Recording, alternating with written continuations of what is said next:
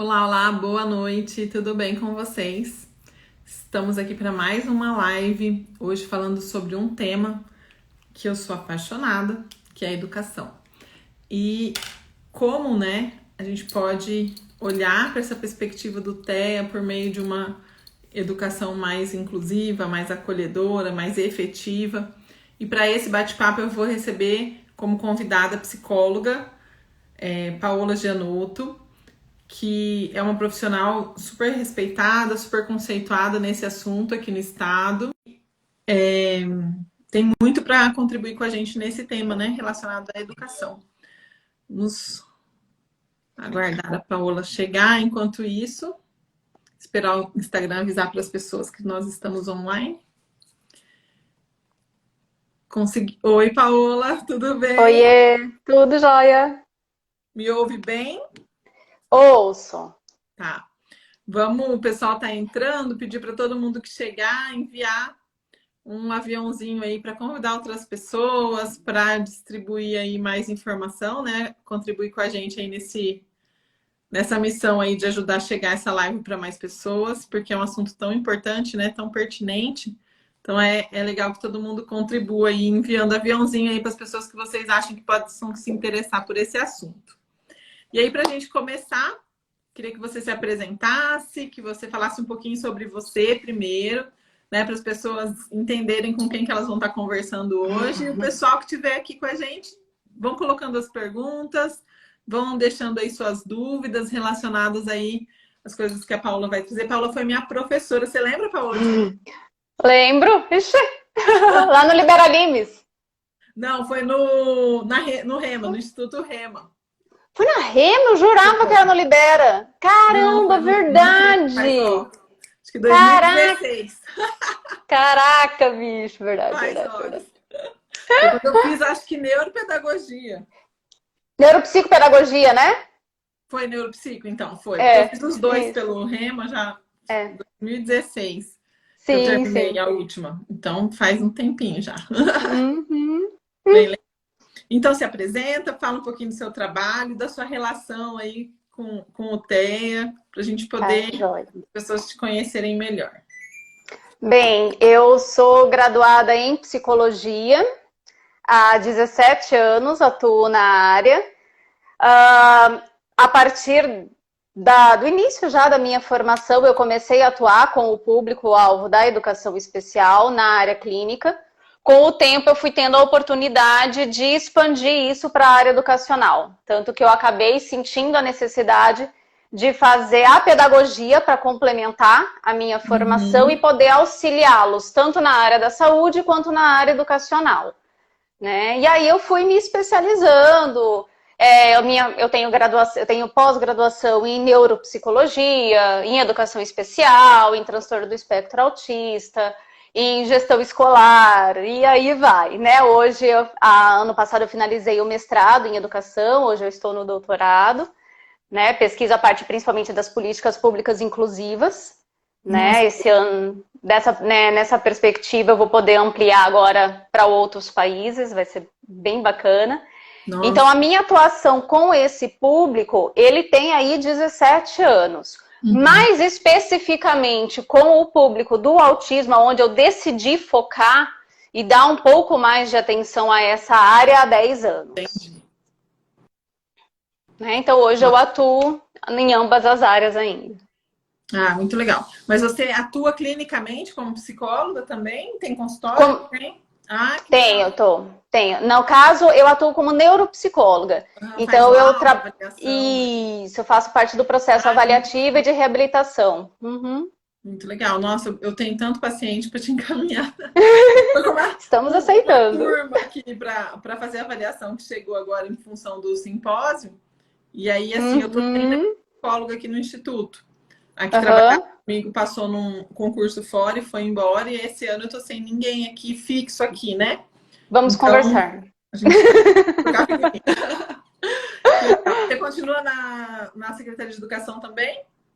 Eu saí em agosto do ano passado. Eu estava coordenando o centro que acompanha os estudantes com autismo da rede estadual de ensino, para que eu pudesse me dedicar um pouco mais ao doutorado, porque realmente é um processo bem puxado, pesado. Eu entrei esse ano também no doutorado, mas eu não dei sequência, porque eu falei, não dou conta. Eu estou terminando uma terceira graduação em biomedicina. Ui, E aí eu falei, não, uma coisa de cada vez, porque a biomedicina por está quase favor. acabando. Não dá para fazer Exato. tudo. Não Muito dá. legal. A gente tenta, né? Mas não rola.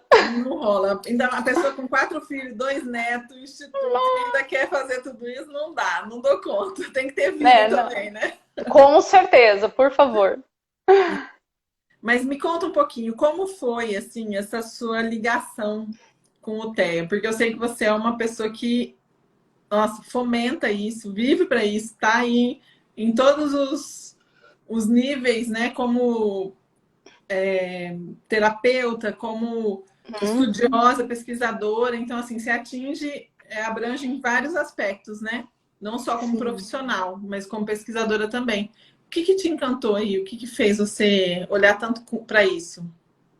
Então, assim, eu tive a oportunidade de já, logo depois que eu me formei, de atuar com esse público em escolas especiais, né? Então, eu tive a oportunidade de atuar dentro da PAI, dentro da Pestalozzi, dentro da Colibri.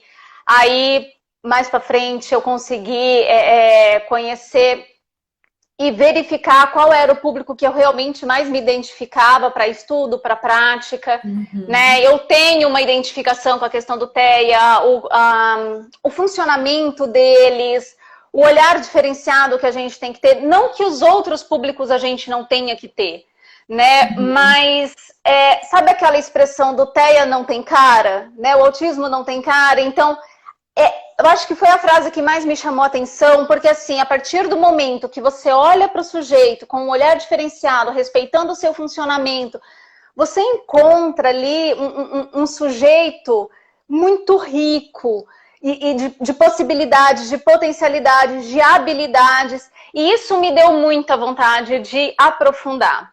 Nesse percurso todo, eu acabei conhecendo uma mãe de gêmeos, né, autistas, que hoje é uma mega de uma amiga, de uma parceira, né, que é a Carolina Espínola, e ela começou a me trazer toda essa temática, todo esse desenvolvimento. Olha, meus filhos funcionam assim, eu tô correndo atrás disso, eu tô lutando por tal lei. Falei, opa, peraí. Falei, essa é a minha vibe. Falei, eu tô nessa, vamos começar a pesquisar, vamos começar a estudar junto. E até hoje a gente até continua. Legal. Né? Então, eles têm um funcionamento que eu particularmente admiro muito, no sentido de, como que eu posso dizer? Eles me encantam. Você é muito apaixonada pelo tema.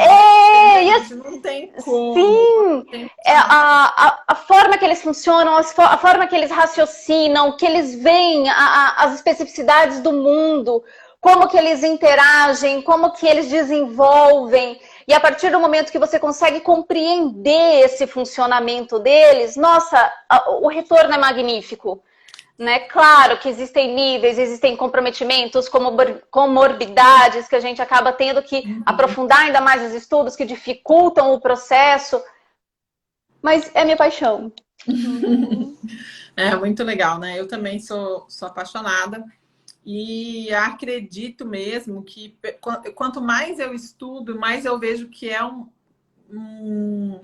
uma coisa que está aí na real e que toda família daqui a pouco vai ter, porque a gente tem muitos fatores ambientais interferindo nisso, né? E muitas pesquisas relacionadas às causas. E eu falei um pouco sobre isso na live com a doutora Aline, que é uma endócrina que pesquisa sobre possíveis causas e tratamentos, né?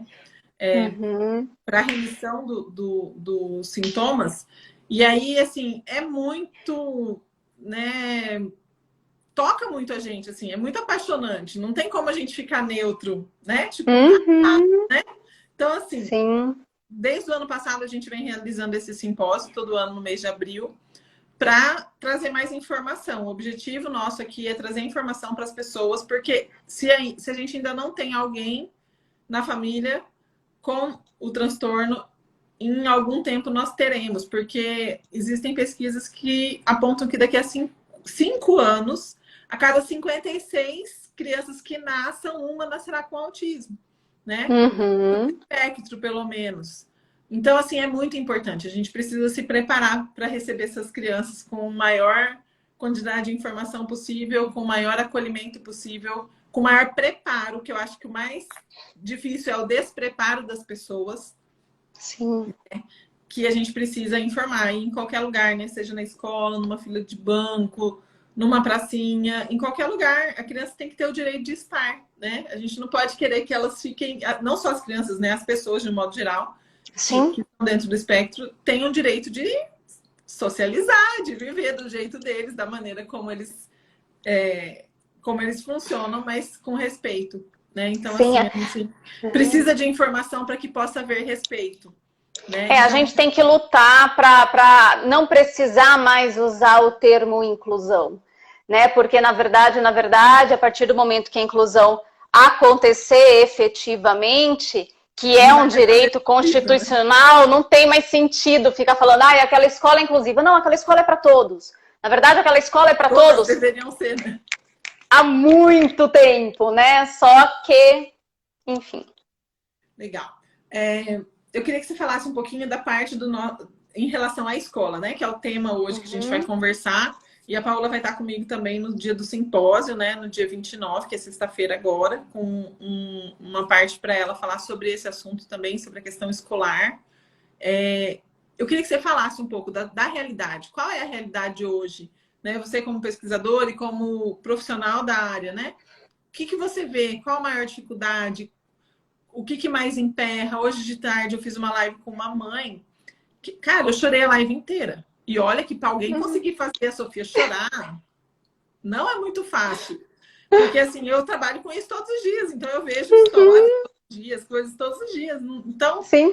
Mas, gente, aquela mulher, eu falei, pelo amor de Deus, eu levei uma surra. Sabe quando você leva uma surra de dignidade, assim? De postura de vida, de tudo. Eu até botei no meu Instagram. Assistam essa live, que foi a melhor live que eu já fiz na minha vida, assim. Que eu já fiz, não, que ela que fez, né? Eu só tava de coadjuvante. Porque, assim, que sabedoria, né? E isso é uma raridade, infelizmente, porque as pessoas às vezes não conseguem lidar tão bem com a situação. E no caso dela, são 2 meninos, os 2 são cegos e os 2 são autistas. Então, Caramba! Assim, é um pacotinho premiado, né? Sim. E eu falei, gente do céu. E pensa na sabedoria da mulher. Para falar em relação a várias coisas do lugar da mãe. Recomendo quem não assistiu, assistir.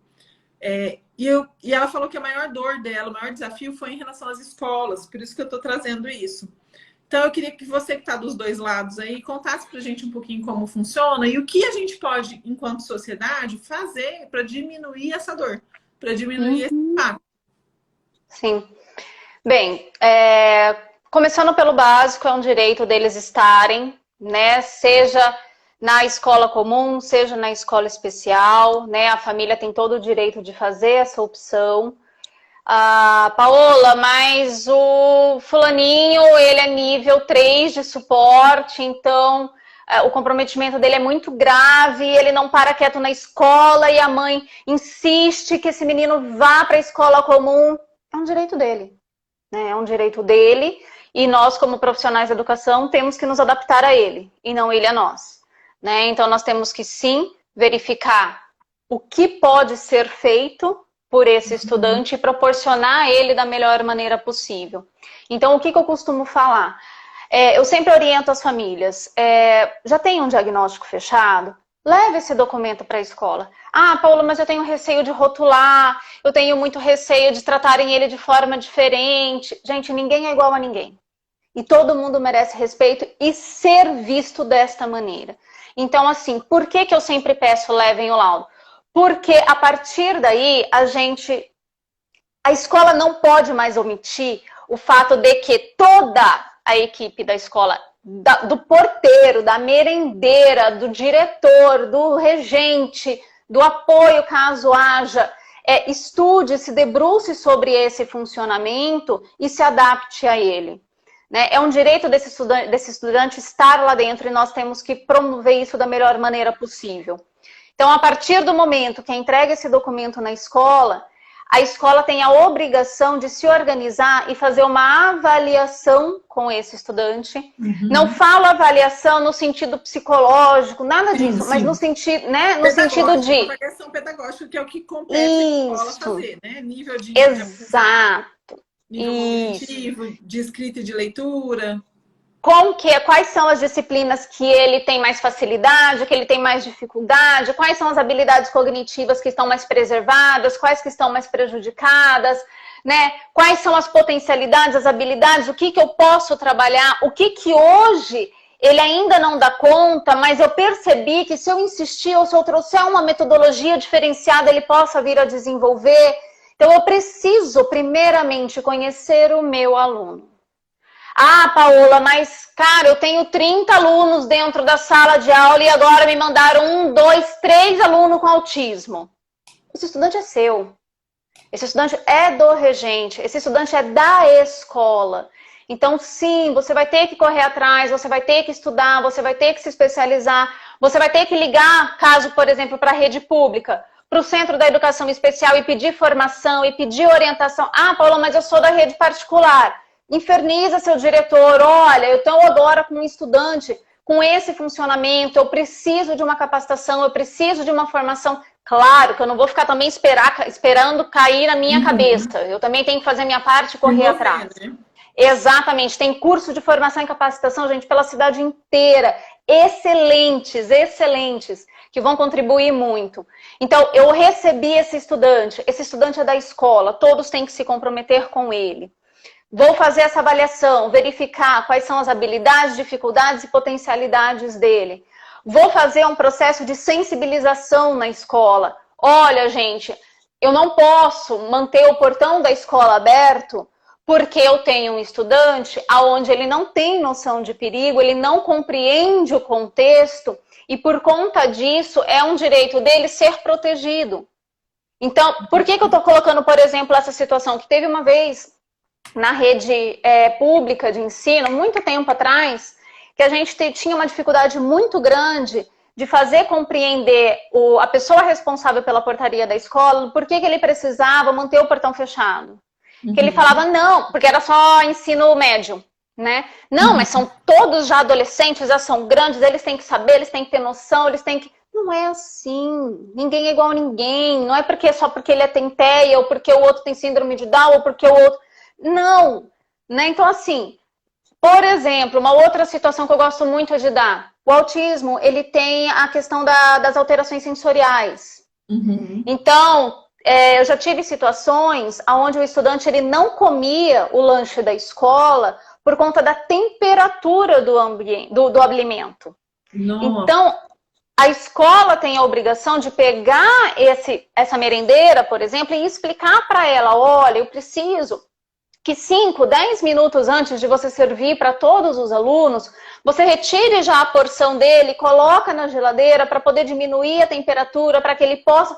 Porque não adianta você só também virar para ela e falar assim, olha, tem fulano de tal, separa aí uma quantidade, porque depois tem que dar para ele, porque ele não come de outro jeito. Não, olha, por conta disso, disso. Uma outra situação que eu falo, tem que sensibilizar todos da escola, inclusive os alunos. Eu sempre peço autorização antes para a família, né? Falo, mãe, pai, negócio é o seguinte... Seu filho está dentro de uma sala de aula, onde ele tem vários colegas com determinados funcionamentos. E é importante eles compreenderem por que o seu filho, por exemplo, dependendo do tom da voz da professora ou do barulho que os alunos fazem, pode comprometer o funcionamento dele e ele desestruturar e acabar, sim, se tornando em determinados momentos agressivo. Porque a agressividade não é algo do TEA. É uma consequência, é um gatilho que dispara, né? Não é à toa. É um comportamento por conta de um gatilho, exatamente. Então, por exemplo, eu já tive estudantes onde eles, por conta do barulho muito alto, em determinado tom que atingia, eles começavam a se agredir, se autoagredir. E ninguém entendia nada, as crianças ficavam apavoradas, a regente mandava o apoio tirar o menino da sala porque estava atrapalhando. Não, vamos fazer um movimento contrário? Vamos explicar para a sala por que isso acontece? olha, gente, fulano, ele tem um autismo de nível de suporte nível 3, então ele tem um comprometimento grave, ele não é verbal, ele não consegue falar para vocês que o tom tá muito alto e aquilo tá ecoando na cabeça dele a ponto de ter a sensação de dor, né? Então a gente precisa da contribuição de vocês. Foi feito um trabalho com essa turma, foi muito legal. Uma menina sentava ao lado do interruptor de luz na sala. E aí ela levantou a mãozinha e falou assim, professora, posso dar uma sugestão? Porque o que acontece? Quando a turma começa a ficar muito agitada, a professora grita para que a turma fique quieta. Aí o troço fica, né? Termina de zoar. A turma não percebe que eles estão falando mais alto. Às vezes até não. Conteúdo mesmo, estão discutindo alguma coisa, mas vai elevando, né? Exato. Aí a menina virou e falou assim, posso dar uma sugestão? Quando eu perceber que o tom está ultrapassando e o meu colega está começando a agitar, eu posso ligar e desligar a luz da sala para todo mundo perceber que já passou e a gente precisa maneirar? Nossa, cara, incrível. Foi maravilhoso, uma menina de 5º ano. Então, assim, ela teve uma percepção que o adulto não teve. Mas por quê? Porque e uma empatia também, né? Mas por quê? Porque houve um trabalho com a turma sobre isso. Não simplesmente enfiaram o garoto goela abaixo na escola e falaram, aí ele, é direito dele, ele tem que ficar aí. Né? Se vira. Né? Não é bem assim. Então a gente precisa desse documento comprovando o quadro, a gente precisa da relação clínica, família e escola. Isso é imprescindível. Se essa criança ela faz um atendimento clínico, esses profissionais precisam estar em comunicação constante com a escola. Não é interferir no trabalho educacional. Não é no sentido de ir lá e ensinar o trabalho para o professor. Olha, eu como psicóloga vou lá falar, olha, professora, você tem que trabalhar assim, assim, assim, assado. Não, não é isso. É trocar informações. Então, por exemplo, eu tenho aí um estudante que ele ficou doentinho e ficou 3 semanas fora da sala. Quando ele retornou do avesso, no sentido de desestruturado, até ele compreender novamente a questão da rotina, que ele não está mais em casa, que ele precisa se readequar às atividades, que tem toda aquela quantidade de gente dentro do espaço novamente. O retorno da pandemia trouxe muito isso. Sim. Né? Então, vamos lá. Ele está sendo atendido por uma equipe de saúde? Ele tem psicólogo, por exemplo? Psicóloga, tem como você vir até a escola para a gente trocar ideias? Para eu saber junto, né? Um plano de ação. O que você faria? Né? Isso. Na verdade, não tanto questão de plano de atividades. Não, eu tenho muito receio. De atividade pedagógica, mas eu falo assim, de atividades assim, tipo de conscientização do grupo, de conversar com a turma, de atividades pontuais, assim, de inserção, né? De contextualização, na verdade, né? Isso. E eu iria além, no sentido assim. O menino está totalmente desestruturado por conta desse retorno. Psicóloga, olha, eu estou vivenciando esta situação. Isso. O que você me orienta? Tem alguma estratégia que eu possa utilizar dentro da sala de aula que não entra na área clínica para poder contribuir com esse desenvolvimento dele, essa reorganização dele? Vamos trocar ideia. Eu já tentei isso, não funcionou. O que você utiliza? Né? Então, assim, esse conjunto tem que ter. É aquela história da equipe multidisciplinar e da equipe interdisciplinar, que eu bato tanto nessa tecla aqui, sabe? Não adianta ter uma equipe multidisciplinar, ou seja, tem fono, tem TO, tem psicólogo, tem neuro-PP, tem não sei o que, cada um fazendo o seu sozinho, independente, sem integração. Não dá. Não, totalmente desfavorável. Agora, uma equipe que tem todos os profissionais, mas ou tem um profissional mais a escola, ou um profissional, 2 profissionais integrando família, escola e profissional, trabalhando em benefício ao que é melhor para aquela pessoa. Né? Não exatamente. Aí sim funciona, aí rola. Exatamente. É integrar, gente, a gente tem que trabalhar junto, parceria, cada um cuidando do seu quadrado, mas juntando forças para o bem-estar e para o objetivo principal, que é aquela criança, aquela pessoa. Né? Melhorar a qualidade de vida, interação, ambiente, tudo, né? E nunca esquecer de ter a família aqui sempre ao lado. Gente, ninguém conhece essa criança melhor do que a família. Com certeza. Não tem como. Então, assim, vem cá, deixa eu explicar por que que nós estamos trabalhando isso. Deixa eu te explicar por que que a gente ainda não chegou nesse ponto. Olha, eu tô tendo essa dificuldade. Só que assim, gente, não tem coisa pior do que todo santo dia, na hora que o professor entrega a criança para o pai, fala: olha, hoje ele estava assim. Olha, hoje ele bateu. Olha, hoje ele mordeu. Olha, hoje ele não fez isso. Gente, pelo O pai já amor de sabe, Deus. né? Por O pai favor! conhece melhor aquela criança do que o pai ama. Pai, mãe, olha, hoje ele conseguiu isso, ele conseguiu isso. Eu tive um pouco de dificuldade nisso, até se você puder me passar alguma informação, se alguma coisa desestruturou para eu poder me reorganizar, me readaptar a ele. Troca de informação, né? E não bombardeio de informações negativas para a família todo santo dia. Eles sabem, é o que você falou, eles sabem. Né? Ah, a criança começou a chorar, liga lá para a mãe para vir buscar. Ah, a criança hoje está agitada, liga para a mãe para vir buscar. Gente, pelo amor de Deus, o estudante é da escola. Só ele que agita, só ele que briga, só ele que é agressivo, só... Peraí. Né? Então a gente tem que tomar muito cuidado. Então acho que assim, etapas. Eu preciso informar a escola que o meu filho tem uma especificidade, eu preciso que a escola faça um processo de sensibilização, eu preciso que a escola faça um processo de avaliação, formação dos professores e profissionais que estão dentro dessa escola, verificar se existe a necessidade ou não de um acompanhante especializado, que é algo que a gente também tem que tomar muito cuidado, porque existe aí uma fantasia de que eu tenho laudo de autista, automaticamente eu recebo um professor de apoio, ou um AEI, ou um AP, né? Dependendo da nomenclatura, da onde a rede que ele está inserido. Também não é assim, precisa-se de uma avaliação especializada para chegar nessa conclusão. E essa avaliação especializada é de uma equipe da educação especial e não da área da saúde, né? Eu já tive N situações onde recebi laudos médicos falando que precisa de apoio, que precisa de sala de recursos, que precisa disso, precisa daquilo. Gente, eu em momento algum como profissional da educação vou virar para o profissional da saúde e falar: olha, eu acho que ele precisa de remédio. Olha, eu acho que você errou no laudo. Olha, eu acho... Jamais. Então, por que, né, que o profissional da saúde pode determinar o que é feito dentro da escola? Não é assim, né? Sugira.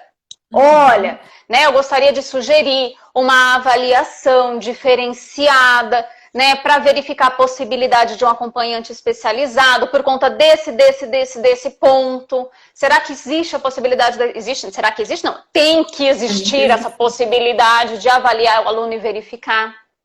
Né? Teve uma situação que me chamou muita atenção essa semana. Eu dou aula para a graduação de pedagogia. Eu tô com alguns alunos aí assistindo, inclusive matando aula, porque não era para estar assistindo, mas tá bom. Aonde, por exemplo, colocaram para mim: Paola, eu tenho uma colega que está com um filho numa escola particular, o filho dela tem dificuldades significativas, recebeu o laudo de autismo há pouco tempo e ela foi questionar a escola em relação à questão do apoio. Né? E a escola virou para ela que tudo bem, sem problema nenhum, se ela pagasse. Isso é ilegal, gente. Isso não pode, de jeito, maneira, espécie alguma. Né? Não começou a aula, caramba, Gleice, não vem com graça. Calma, são 6h30 ainda.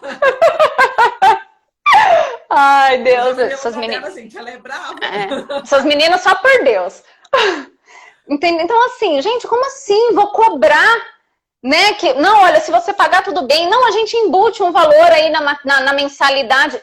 Nunca, jamais, isso é ilegal. Então, assim, né? Então... Isso, né?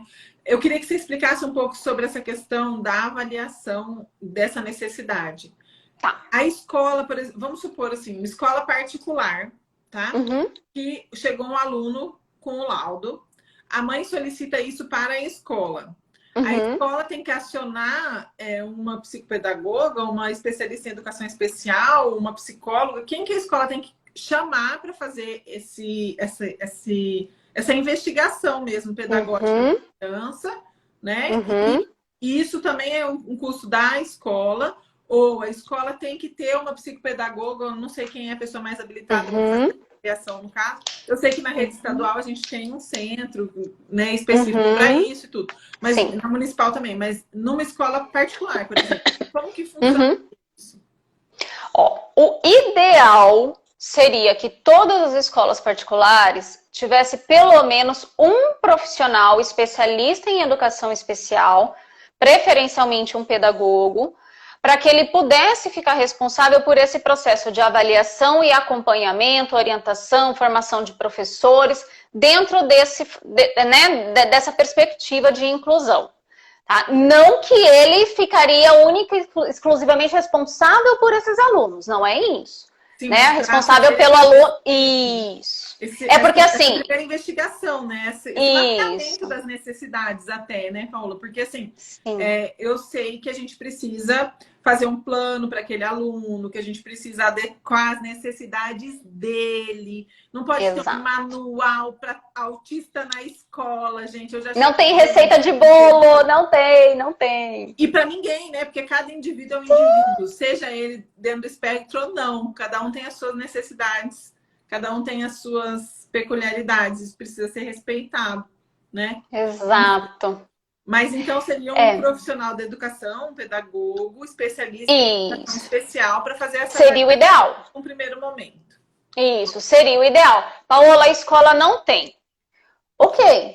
Então, vocês vão ter que correr atrás de uma pessoa que tenha o conhecimento para isso, para fazer essa avaliação. Isso é obrigatório dentro da escola. Por quê? Como que uma pessoa que ela não tem experiência, ela não tem formação dentro dessa área, vai poder avaliar a real necessidade desse estudante?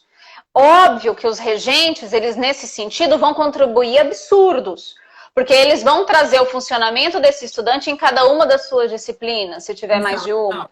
A coordenação, a direção, essa gama de informações, ela é extremamente rica para contribuir nesse processo avaliativo.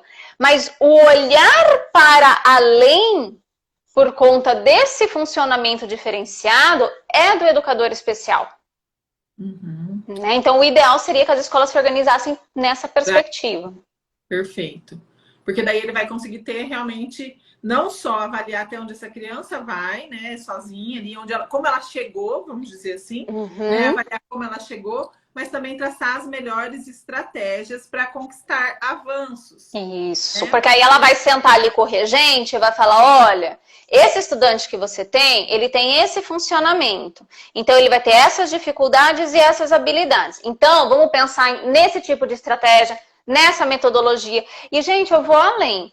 Muitas e muitas vezes, eu já escutei assim, mas, Paola, eu tenho 30 alunos dentro da sala. Eu não tenho como ficar olhando para esse estudante de maneira diferenciada. Aí que você se engana, porque na verdade você tinha que estar olhando de maneira diferenciada para os 31 alunos que você tem dentro da sala. Porque ninguém aprende igual a ninguém. Exatamente. Né? A partir do momento que você leva uma única forma de ensinar para um grupo heterogêneo, porque não existe homogeneidade dentro da escola, você já está falhando. Independente se você tem alguém de educação especial dentro da sua turma ou não. É no mínimo então, despreparado, né? Porque assim... Exato! Ainda mais hoje em dia, gente, com a nova base, não tem como você ter um olhar diferente disso. Né? Sim. Eu sei que é um processo, né? A maioria dos professores ainda estão se adaptando com essas metodologias em que o aluno é mais autônomo, em ter que olhar para todas essas individualidades de uma forma mais ampla, mesmo fora da educação especial, principalmente, eu acho, até mais difícil para fora da educação especial desenvolver esse olhar do que dentro. Sim. E é assim, mas isso é tão rico e dispara o desenvolvimento de uma maneira tão potente, esse olhar individualizado, que a gente se surpreende. E de todos. De todos.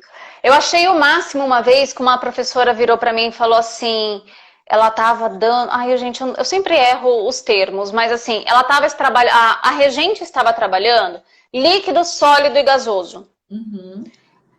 Um professor de apoio com um estudante com comprometimento bem significativo na área pedagógica naquele dia, ela se organizou para levar o líquido, o sólido e o gasoso para o estudante. Então, o que que ela fez? Ela pegou uma garrafa de café com água quente e uma tigela cheia de gelo. Então, enquanto a regente explicava o conceito de líquido, sólido e gasoso, ela mostrava para o estudante. Tá vendo a água? Olha, a água nesse formato, que é o gelo, é o sólido. Ó, vou apertar a garrafa de água. Tá vendo quando cai aqui a água? É o líquido. Tá vendo quando a água quente encosta no gelo, a fumacinha que sai? É o gasoso. Cara, aquilo foi o máximo. E o regente foi muito mais máximo, porque ele virou para ela e falou assim: professora, vem cá. Vem aqui na frente da sala e mostra para todo mundo. Porque não tem maneira melhor de aprender do que dessa. Então, assim, uma coisa que a gente às vezes passa, eu vou ter que pensar em uma coisa exclusiva para aquele aluno. Não. Cara, esse exclusivo para aquele aluno vai ajudar toda a turma. Não é bem assim. Com certeza. Porque, assim, os comprometimentos, eles fazem, né, os comprometimentos cognitivos de uma forma em geral, fazem com que a gente tenha que desenvolver estratégias assertivas para ser mais concreto, vamos dizer assim, para tornar aquilo mais objetivo e mais concreto, mais palpável, né? Sim. E isso é bom para todo mundo, né? Não só, né, para eles. Então, esse exemplo é riquíssimo, é maravilhoso. E é bem por aí mesmo. A gente não precisa trazer isso só como olhar para isso como um problema. Isso pode ser uma solução, né? Com certeza. Para potencializar mesmo as habilidades de todos juntos. E é tão legal porque a gente ganha com isso. Uma coisa que eu acho, né? Eu faço muita formação sobre metodologias ativas. Inclusive aqui no Instituto a gente tem uma pós-graduação, uma especialização em metodologias ativas. Legal. E a gente traz muito essa questão do engajamento. Um aluno engajado no processo de aprendizagem, ele aprende o que ele quiser, porque ele está disposto, ele está com, eu falo, dopaminado para aprender. Né? Com certeza. Porque quando a gente tem uma motivação, a nossa produção de dopamina está favorecendo o nosso cérebro a aprender. A gente potencializa. E isso para todo ser humano. Você tem cérebro, você faz dopamina, você pode aprender. Né? Porque tem uma motivação. Então, quando a gente olha para isso, para a questão do engajamento, que isso pode, através da empatia com esse aluno, gerar na turma para todo mundo aprender do mesmo jeito, cara, isso é incrível. É incrível, porque os colegas vão entender. Puxa, se a gente pode aprender assim e ele pode aprender junto com a gente, é bom para todo mundo. Por que não? Com certeza. Né? Então, engaja, gera um comprometimento, uma empatia, né? Engaja o aluno. Já era a época de professor, já era a época do professor ficar de costas para o aluno na sala, na lousa, escrevendo textos e textos e mandando copia. Não existe mais já era. Isso, né? Não. A gente espera, né? Que não exista mais isso. Não deveria, né? Não deveria. Passou da hora já, né? Já foi. É muito legal, né? São muitas possibilidades. A gente coloca limitações, às vezes, baseadas em julgamentos, né? Em preconceitos. Exato. Né? Que muitas vezes caem por terra na primeira semana de contato do aluno com a escola. Sim. Né? E às vezes algumas pessoas ainda têm resistência em se abrir para o novo, né? Em estudar mais, em buscar estudar. Você falou, né? Tem tantos cursos em Campo Grande, no Brasil inteiro, tem cursos online. E, gente, vou falar a verdade para vocês. A gente tem tanto conteúdo gratuito na internet, de qualidade, que se você tiver alguém que te oriente, fala, olha, estuda aqui, pesquisa aqui, você não precisa gastar R$1. Você só precisa ter boa vontade e comprometimento em fazer um bom trabalho que você consegue. Ixi, né? Empatia é tudo. Empatia, e não custa nada. Né? Então, assim, tá ao alcance de todos. Assim, eu acredito, eu como profissional da educação e da saúde, acredito que essa integralidade, assim, essa integração e esse olhar para o indivíduo como um todo, seja para questões com dificuldades maiores, com desafios maiores, ou questões, seja independente da pessoa, até nos alunos que a gente acha que vai ser mais fácil, às vezes é muito mais complicado. Então, assim, a gente precisa querer, né? Ver que é possível. Sim, não é fácil trabalhar. né, com a pessoa com autismo ou qualquer outra deficiência. Eu sei que não é. Né? Não adianta eu virar e falar assim, ah, professor, se vira, o aluno é teu. Não, né? Eu acho que assim, precisa ser sim a escola dar o suporte, mas o professor também tem que estar aberto a isso, Isso. né? E Cara, criar, assim, a própria escola pode criar um grupo de estudo, sim, pode criar, assim, eu tenho algumas escolas que eu precisei visitar em função aqui do consultório, né, de pacientes e tudo, e eu sempre trago essa sugestão. Se vocês estão com dificuldade de comprar um curso para os professores, de investir num treinamento, façam um grupo de estudos. Eu me comprometo a mandar sugestões de pesquisa, de lugares para vocês pesquisarem, se informarem, para que vocês possam trocar ideia, compartilhar coisas que funcionam. Não sentar só para compartilhar reclamação. Não exato. sentar para compartilhar histórias difíceis, coisas ruins. Vamos compartilhar o que funciona? Vamos tentar se conectar com o que está dando certo? A gente tem tantas experiências de escolas tão incríveis aqui que a gente sabe que estão realmente preocupadas com isso. Isso no município, no estado, né, em particulares também tem coisas muito legais e coisas muito ainda travadinhas em todos os lugares. Mas é muito importante ter essa boa vontade, esse desejo, né, de realmente para poder fazer o melhor trabalho, né? E políticas educacionais, elas existem, elas estão aí, depende de nós colocarmos elas em prática. Né? Família tem que brigar sim pelos seus direitos, os professores têm que brigar sim pelos seus direitos, mas a gente também não pode esquecer dos nossos deveres. Sim, com certeza. Paula, hoje se você fosse assim, pudesse dar uma dica aí para um professor que está aí com uma turma, sei lá, eu tenho uma aluna que foi até quando eu ainda trabalhava na sede, que eu corria o estado, né, fazendo as formações para os professores. E aí, só que não era da educação especial, eu trabalhava profissional, né? E aí, ela tá até assistindo a live aqui. Uma vez ela falou para mim que ela tinha uma turma, acho que 3 ou 4 alunos autistas. E ela não sabia para onde correr. E aí eu falei para ela, a sede tem tudo, vai atrás da sede. Sim. Falta de informação, porque no interior, às vezes as pessoas não lembram que elas têm suporte, que tá tudo aqui para atendê-las, gente. Só pedir. Sim, tem uma coordenadoria de políticas públicas educacionais só para isso lá.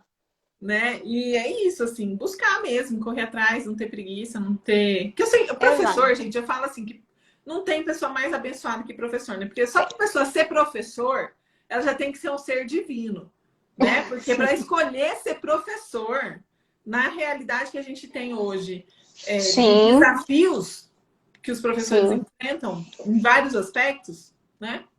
Então, só que a partir do momento que você decide ser professor, então seja professor. Isso que eu ia falar. Então, assim, se você escolheu, decidiu, ninguém te obrigou a ser professor. Então, se você escolheu, você já é uma pessoa especial.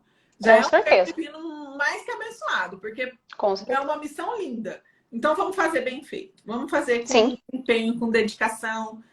A gente não vai parar de estudar nunca, porque eu falo que professor não para de estudar nunca. Não tem jeito. Né? Que ele não queira crescer, né? Não queira se diferenciar. Então aí tudo bem. Mas é uma escolha, né? Sim. E aí tem um monte de coisa que você pode fazer sem precisar estudar, que você também vai ganhar dinheiro, que você também, né? Sim. Então não precisa ser professor.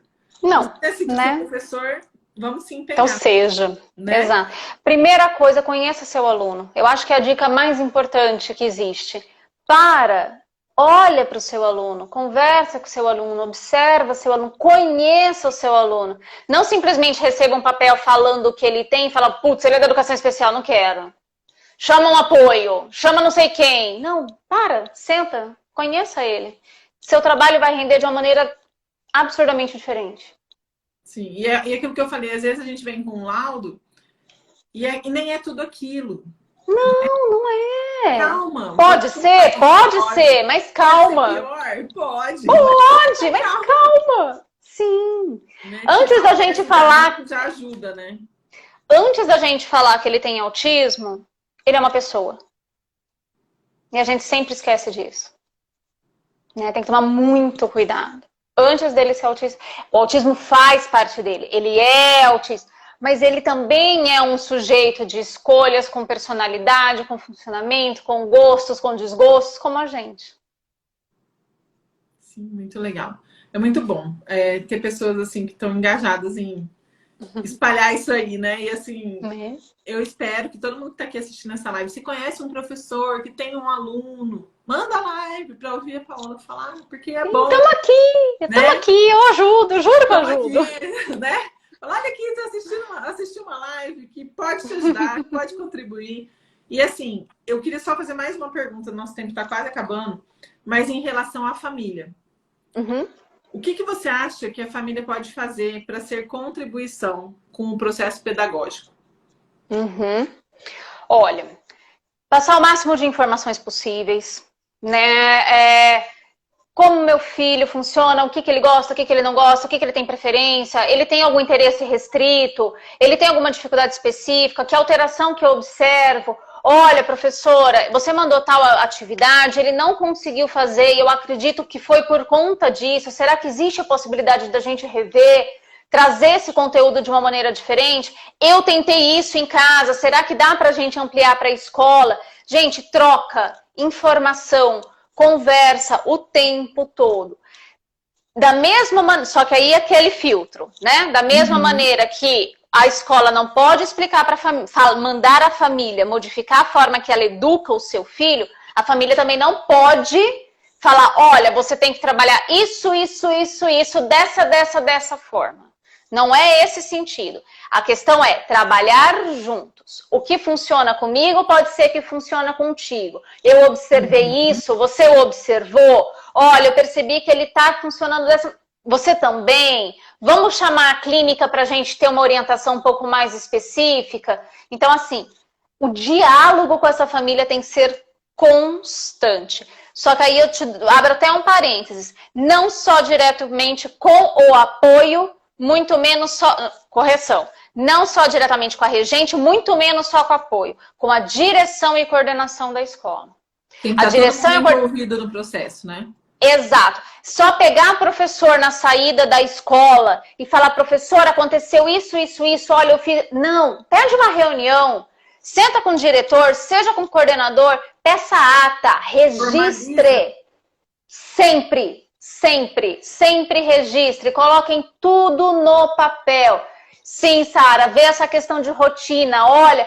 Como que está funcionando na minha casa? Eu estruturo as atividades dele dessa maneira. Será que tem como vocês verificarem se tem como manter, se não tem? O que dá para ajustar? A Sara foi minha técnica da educação especial. Hoje ela me abandonou, foi para o município, mas tá bom, tá tudo lindo.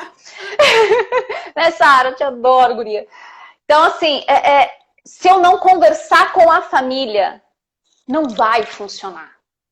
Família, quais são as suas expectativas? Um instrumento que a gente utiliza muito é a questão do PEI, que é o Plano Educacional Individualizado. Pergunta para a família o que ela acredita que seria válido trabalhar nesse PEI, em paralelo ao currículo. Por que não? Claro que no dia a dia da escola você vai ver se aquilo é adequado ou não, se é possível ou não. Sim, mas por que não? Trazer essa informação, essa troca, pelo amor de Deus, sem isso não funciona. A gente precisa falar a mesma língua. Oi, Maria. Oi. A mamãe já tá acabando. Senta ali um pouquinho. Então, famílias, estejam presentes, briguem pelo direito de vocês, mas, claro, com muito respeito, equilíbrio, ponderação e trabalho em conjunto com escola e clínica. Perfeito, é isso. Maravilha. E aí, gente, não percam, né, dia 29, o simpósio. Paola vai estar lá com a gente, né? Vão ter vários profissionais, assim, eu escolhi a dedo, pessoas assim do Brasil inteiro, referência. Vai ter gente de Curitiba, vai ter gente de Manaus, vai ter assim, que legal. Profissionais assim, bem selecionados, assim, sabe? Para a gente conseguir trazer muitos olhares, muitas informações, né? E com certeza contribuir, não só com os profissionais da saúde, da educação, com as famílias, mas como eu disse, eu acho que isso é uma causa de impacto social. Não é porque eu não tenho um autista na minha família que eu não vou me comprometer e me responsabilizar em saber o que é o melhor para ele quando eu estiver perto dele. Então, assim, a gente trabalha com isso, tudo bem. Tem um monte de gente que não trabalha com isso, mas que vai ter que conviver, porque eles têm o direito de estarem onde eles quiserem estar, assim como nós. Exato. Então a gente tem que estar preparado para isso.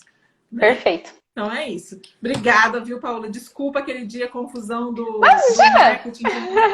Enfim, foi um rolo. Tudo deu certo. Não deu certo, mas é porque não era para ser, era para ser hoje. Encerramos, tudo deu certo. Live foi a última, encerramos a sequência das lives do simpósio com você. Estou muito feliz, muito honrada por você ter aceitado o convite. Prazer, e é isso, todas as lives estão salvas aqui no Instagram, se alguém quiser assistir. E no simpósio vão ter palestrantes diferentes, outros que já fizeram lives, mas a gente vai ter, assim, várias possibilidades. É isso. Muito obrigada. Obrigada pelo convite, foi um imenso prazer.